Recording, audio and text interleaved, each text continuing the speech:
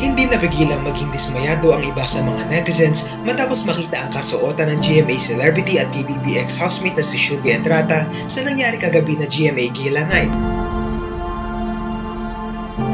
Makikita ang tila rose-inspired na naging design ng outfit ni Shuvi na sinamahan pa ng white dress.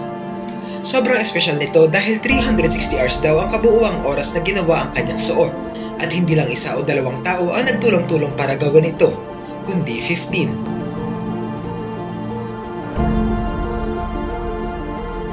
Marami ang talagang natuwa at sobrang nagandahan sa naging dress ni Shuvi, pero hindi rin napigilang aminin ng ibang mga netizens na masyado silang nag-expect sa susuotin ni Shuvi, lalo na't nakita nila na naiyak pa siya na makita ito for the first time.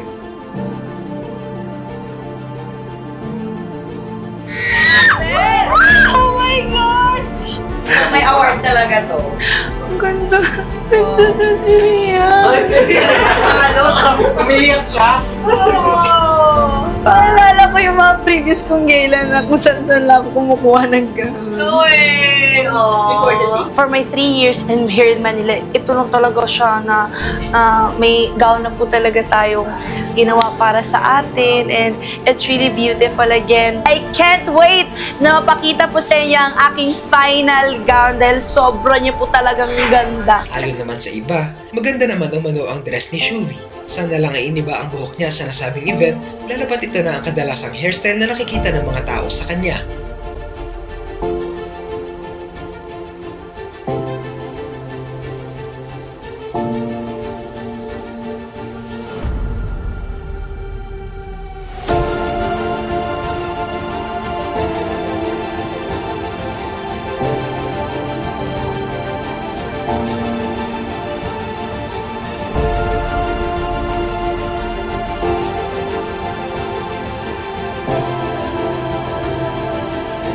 Pero ang hindi alam ng mga netizens, kahit pa nasa Gala Night si Shuvi ay nagtatrabaho pa rin siya. Dahil ang rose-inspired na suot niyang ito ay parte ng kanyang bagong endorsement na Surf. Tinawag pa nga ang damit niyang ito na Surf Fabcon Luxe Perfume.